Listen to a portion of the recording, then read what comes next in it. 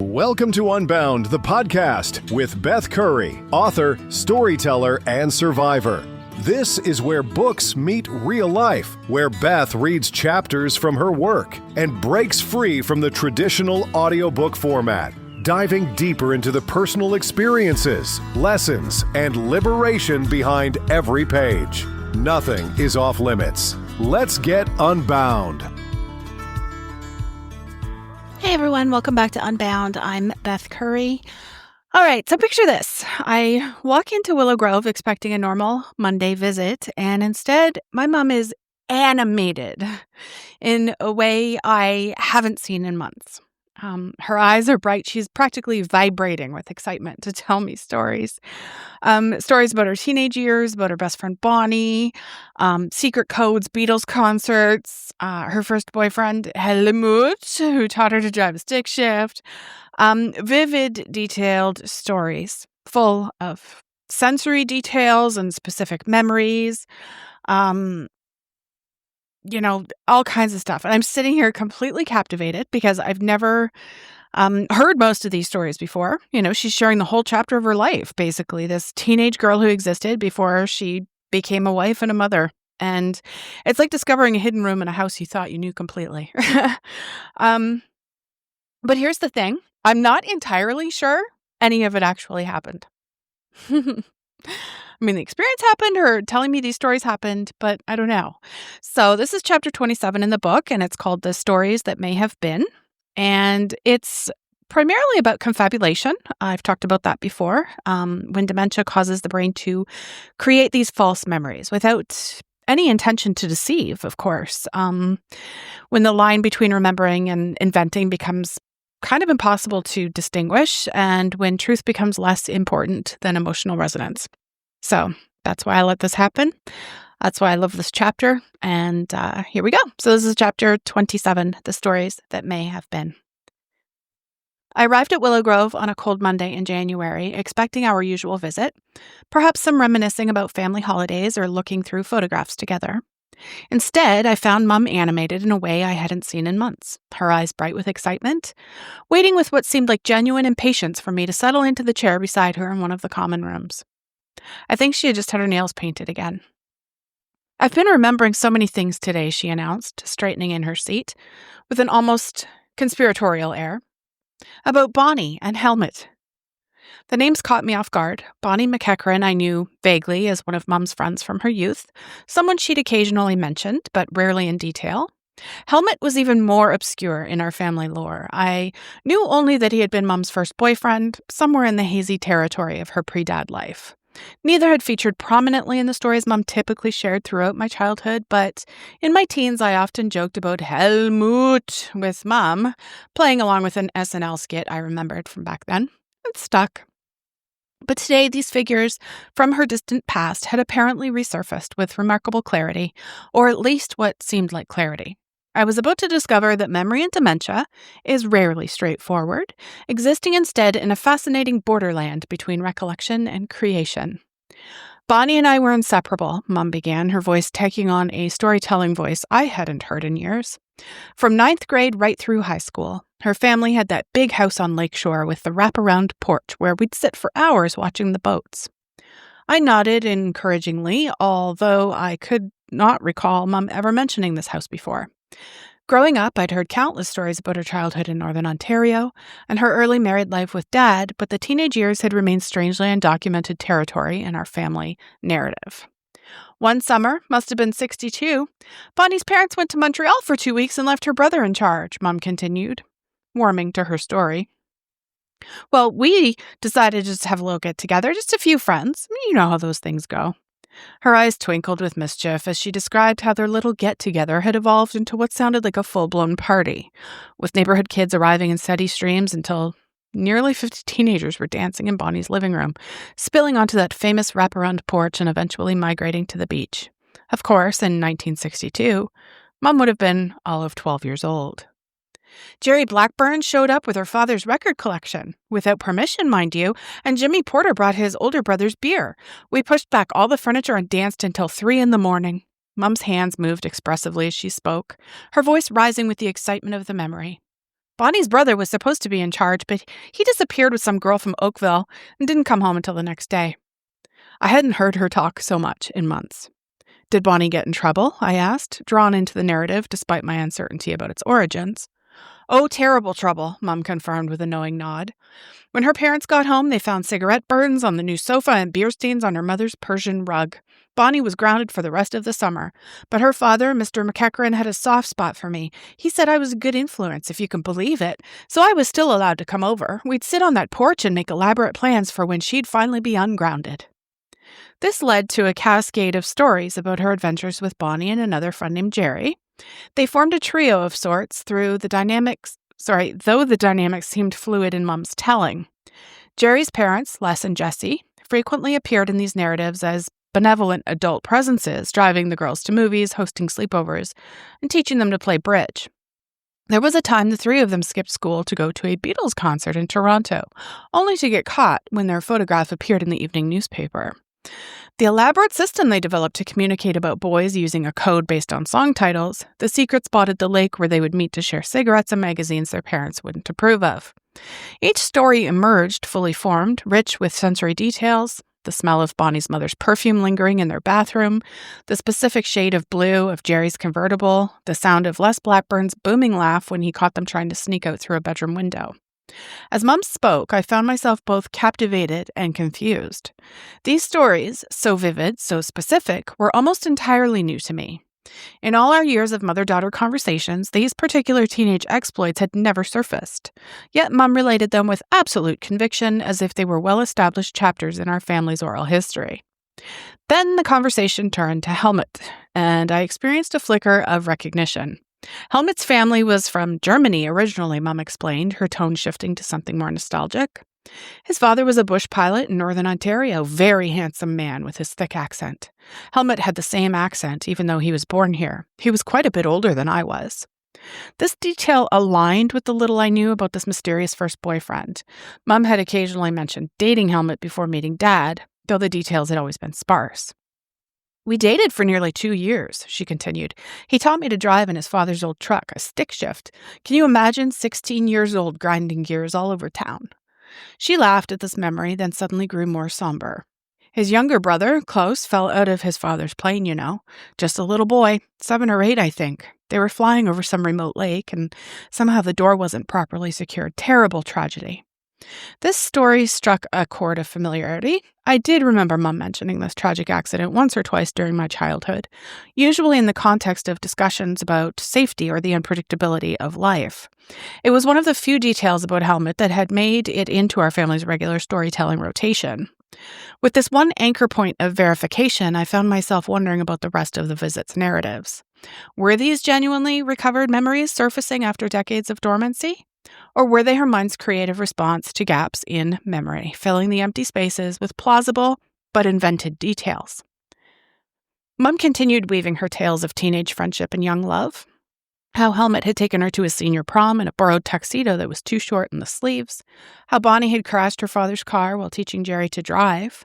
How the 3 girls had made a pact to be bridesmaids at each other's weddings, a pact apparently fulfilled, according to Mum. As her energy began to wane, the stories grew more fragmentary. Timelines became confused. In one anecdote, Bonnie owned a record player, and in the next, she was saving up to buy one. Jerry's convertible changed from blue to red, then back again. Helmut's father was alternately strict and permissive. Les and Jessie Blackburn morphed from Jerry's parents to her aunt and uncle, and then back to her parents again. Eventually, Mum's eyes began to drift closed between sentences, and I knew our unusually animated visit was coming to an end. As she dozed off, I sat beside her, contemplating the stories she had shared, some potentially true, others possibly invented, all told with the same conviction and emotional resonance. The phenomenon I'd witnessed has a name in dementia care literature: confabulation. I've used this word numerous times through my chapters. Unlike deliberate lying, confabulation involves the creation of false memories without conscious awareness of their falsity.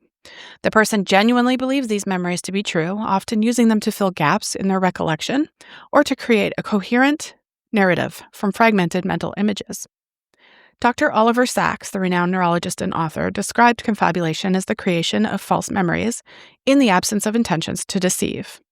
Patients are not lying, they fully believe what they're saying.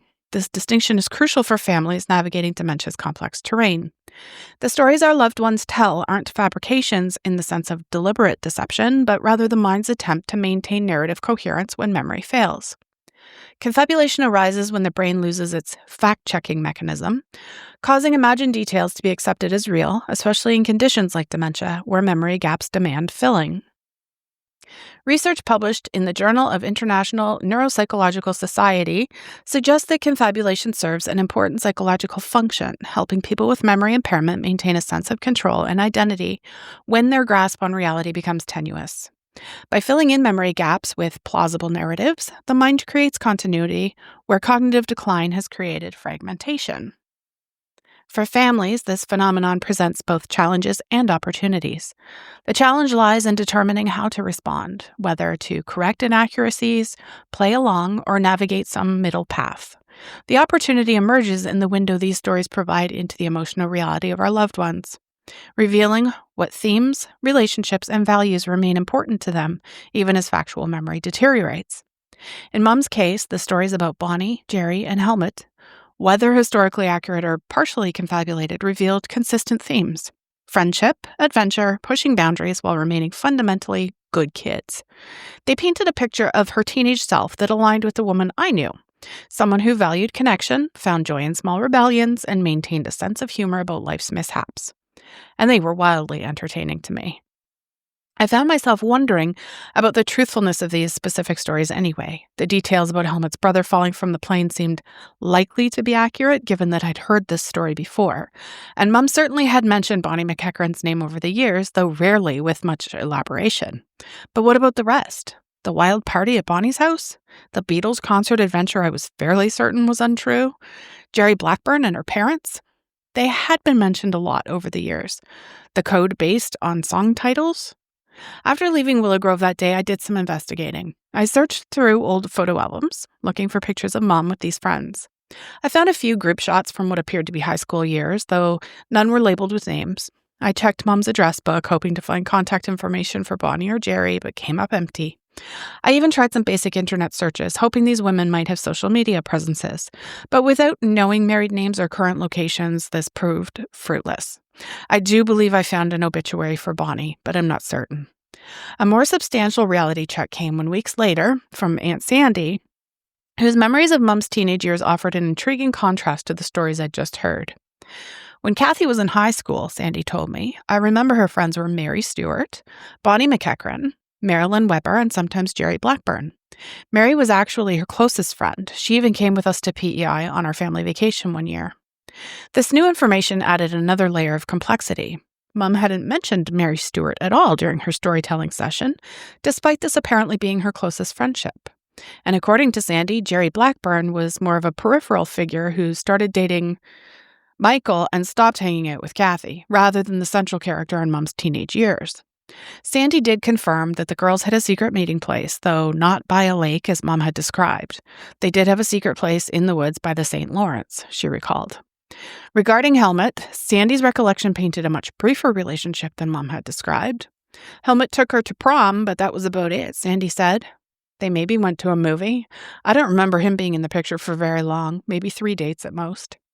Sandy also challenged several specific details from Mum's stories. I never saw Jerry driving any vehicle, let alone a convertible. If they had code through music, that went completely over my head. I never heard them singing together. She offered another romantic subplot that hadn't appeared in Mum's stories at all.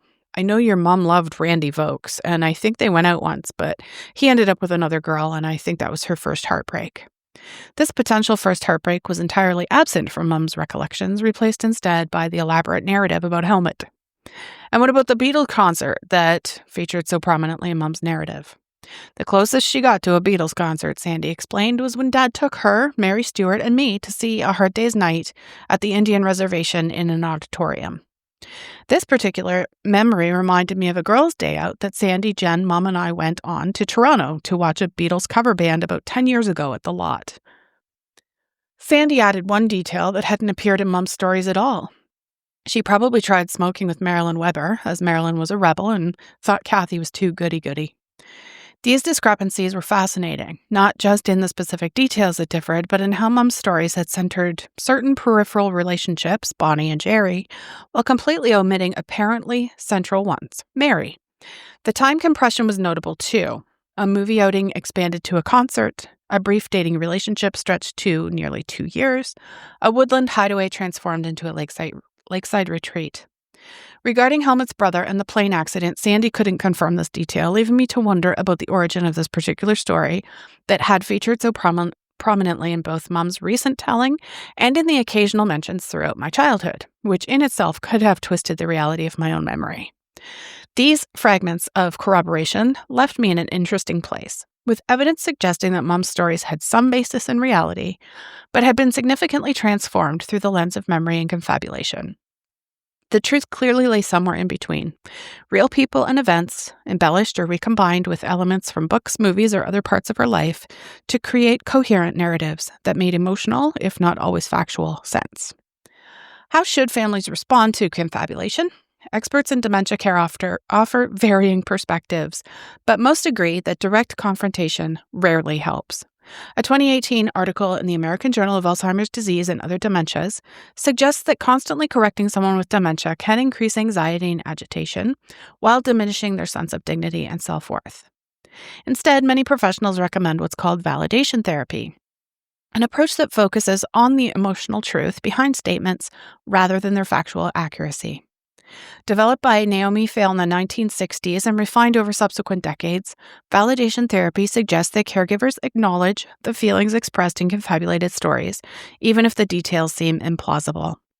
For instance, when Mom told me about the wild party at Bonnie's house, what mattered wasn't whether 50 teenagers actually danced until 3 a.m., but rather the emotions the story conveyed: excitement, friendship, the thrill of bending rules, the blend of freedom and consequence that characterizes adolescence.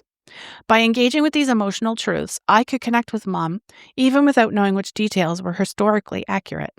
Dr. G. Allen Power, author of Dementia Beyond Disease, frames this approach as entering their reality, not in a patronizing way that pretends to believe obvious falsehoods, but in a compassionate way that prioritizes emotional connection over factual correction.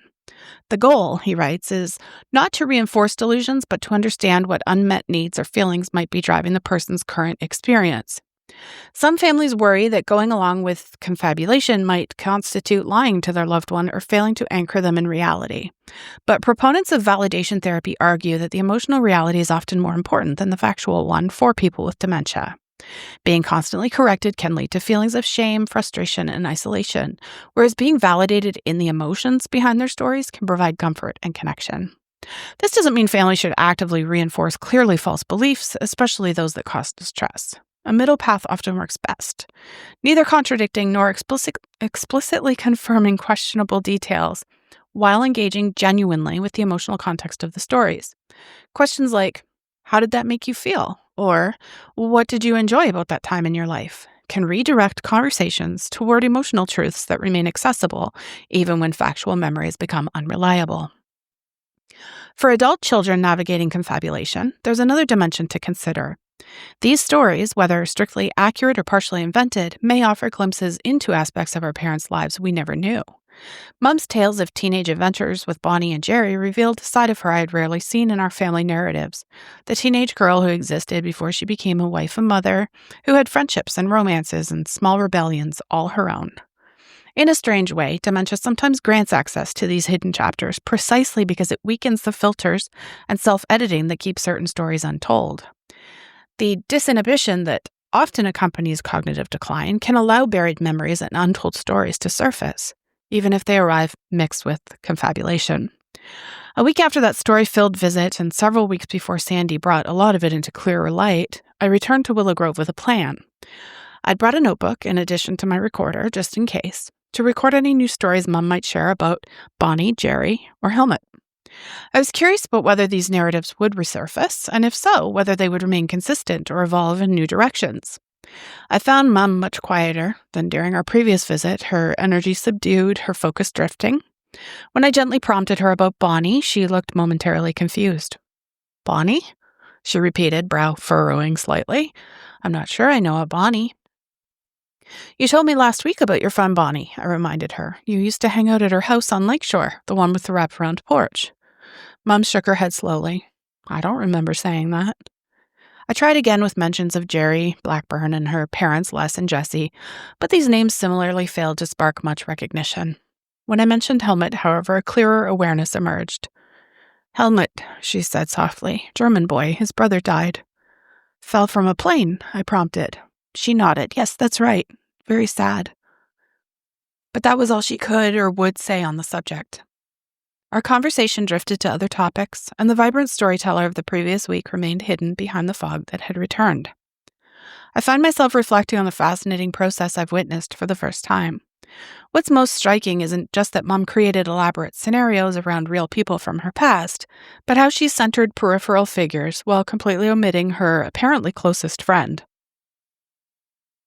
This selective focus raises intriguing questions about how memory and confabulation interact. Perhaps the relationships that were less central in her actual teenage years left more room for creative elaboration. The clear boundaries of well-remembered friendships might constrain the mind's storytelling impulse, while hazier relationships offer more freedom for narrative invention. Or perhaps there's an emotional component at work. Maybe her relationship with Mary holds emotions or associations that are harder to access or process in her current state, while the more peripheral friendships offer safer emotional territory for exploration. The mind might gravitate toward relationships that allow for freer storytelling without the constraints of deeply embedded emotional memories. Dr. Amit Diaz, a geriatrician and researcher in dementia care, suggests that confabulation often increases during periods of stress or disorientation. When the person feels insecure or confused about their surroundings, he explains, the mind works harder to create a coherent narrative that makes sense of their experience.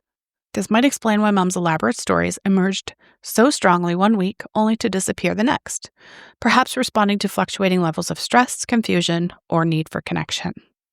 For families, this fluctuation creates yet another layer of complexity in the dementia journey. The stories we hear may change from visit to visit, requiring us to remain flexible and responsive rather than attempting to maintain consistency that the condition itself doesn't allow.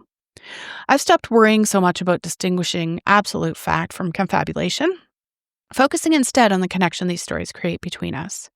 Sure, the technical term for what I witnessed during that unusually animated visit is confabulation, but there's another way to frame what happened that day, one that feels truer to the experience.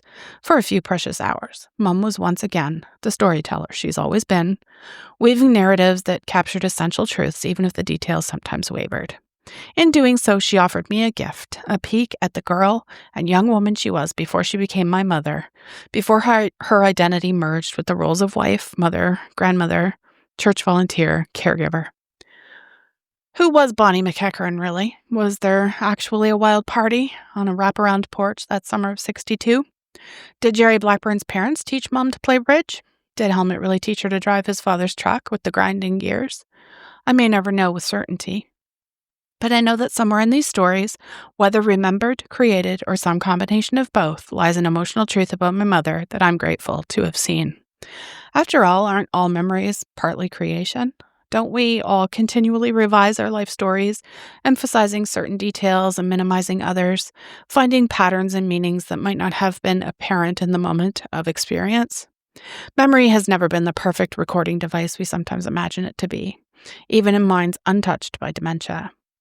Perhaps what's most beautiful about Story-Filled Afternoon is how it revealed the persistence of narrative, the human need to make sense of experience through story, even as the mind's ability to distinguish fact from fiction diminishes. Even as memories fade, the impulse to create meaning endures. Even through the fog of dementia, Mom continues to be a storyteller, connecting to her past and to me through narratives that matter less for their historical accuracy than for their emotional resonance. I think at the end of the day, that is what memory is for. Not perfect preservation, but meaning-making. Not just recording, but connecting. Whether drawn from clear recollection or creative confabulation, Mom's stories serve this essential purpose, stitching together past and present, mother and daughter, through the enduring power of narrative. Okay, let's chat. Vivid details stories, all those details, the sensory details and the specific memories, the smell I think it was Bonnie's mom's perfume. Jerry's convertible color. Was there even a convertible? The sound of someone's booming laugh. I was sitting there just totally captivated because I had never heard these things before, and it was just weird. When she said to me, "I've been remembering so many things today." I knew all the names. I'd heard them before. But like this particular day, they were center stage and they were crystal clear, fully formed characters with elaborate backstories. Many of them I had never heard. She said that her and Bonnie were inseparable. Her family had that big house on Lakeshore with a wraparound porch, and they'd watch boats for hours every day. And she's off, story after story, each one just coming out like she was a motor mouth that day. The party at Bonnie's, the cigarette burns on a new sofa, not just on a sofa, but like on a new one, and a Persian rug. How fancy. And Bonnie being grounded, the Beatles concert. That was so funny to me because I'm like, I am certain I would have known if my mother was ever at a Beatles concert. It's just absolute conviction as she was telling these. And I'd never heard any of them before, not one word in all of our years of conversations. These specific teenage exploits had never surfaced, not even once. And what was really messing with my head, like I couldn't tell if they were genuinely recovered memories, just surfacing after dormancy, like decades of dormancy, or if her mind was just inventing these details, and when she talked about Helmut Meyer's brother falling out of his father's plane, she called him Klaus, but I don't ever remember hearing his name, so I don't even know if that's accurate. I know Helmut is accurate, but I don't know about his brother's name. But yeah, I recognized that detail about his brother because Mom, told me that a lot during my childhood and teen years and stuff. So that was even before dementia. So I know that was one verified piece. But what about the rest, right? And as she kept talking, I did notice the inconsistencies, like when she kind of changed the little details that she was so sure about before. But now they were changing. Like, it's not like they were changing and she was trying to think or remember. They were just coming out quite a bit differently. So that was wild too. And, even when her energy faded and everything started to get more confusing and she started to fall asleep in the middle of sentences and stuff, the whole time she was telling these stories, she believed them completely. Like there was no hesitation and no doubt. These weren't things she thought might have happened. These were things that she knew happened. And yeah, that funny, I think it's a funny little word, confabulation. And what's critical to remember about that is it's not lying. She wasn't lying and telling like these weird stories. She was actually like her brain doesn't have the fact-checking mechanism anymore, right? So her mind just gets filled up with memories and stuff. And I've actually noticed this too about like, and I'm going to do a future episode on it, about dreaming, because her dreaming seems different now. And it's wild to think about because she has dreams when she sleeps and she sleeps a lot, but then she can't differentiate between dream and reality. Like she can't even differentiate that line anymore. So things that she's dreamt, she will tell stories about because she believes that those things have actually happened. Anyway, that's a whole other episode. And I'll be talking about that down the road. Yeah. So anyway, after this visit, I started digging a little bit and I talked to my aunt and I asked her, some of these details and stuff, and she filled in some blanks for me as well. But again, from her perspective, right? So we have my perspective, things I remembered from childhood. Am I remembering those things right? How is Sandy's memory? How is she remembering things? Like when you have so many different people and so many different memories at play, and everybody's version of what happened is often just slightly skewed from the other person's, like that's just what it is. But yeah, like I did wonder too why she centered so much on the peripheral friendships and left out her closest friend. It made me wonder if there was something between them, maybe if they had a falling out or something. I've been there, and I hope to not remember a lot of people from my past. Thank you very much. But yeah, like, I thought that was pretty interesting as well. Just remember, that whole thing about validation therapy, that's okay. It's okay to do that. It's recommended to do that. Um, you're not so much reinforcing delusions, or pretending to believe things that are obviously untrue. You're just kind of prioritizing the emotional connection over the factual correction. Um, so that's the middle path I found. I don't contradict or explicitly confirm questionable details, right? But I'll talk about how she felt and how these things made her feel, and all that kind of stuff. And I think that that's a good thing. um, what I've landed on, though, about confabulation and truth overall, is it's kind of what I said. The question of whether these stories really happened is not that important. It's what it kind of reveals about my mom and who my mom is or was, right? Because all of our memories are like that. Like they're partly creation, like I said, right? Um, yeah. So I just think, being able to listen to my mom's stories, I thought it was really interesting. That particular visit, just how sure she was and how I got a pretty good lesson in confabulation that day. Um, but yeah, at the end of the day, honestly, I think the only thing that really matters is the connection, right? That's the only truth that matters. Yeah, so I guess that's it. I don't really have a whole lot to say that wouldn't be just repetitive stuff. So I will end this here. Thank you so much for listening to this episode of Unbound. Support and contact info are in the show notes, and you can join the Facebook group for further discussion if you want, and I will see you in the next episode. Thanks for listening to Unbound with Beth Curry. Join the conversation in the Facebook group or visit author.bethcurry.com. Want to support the show? Head to ko-fi.com/unbound podcast. Until next time, stay unbound.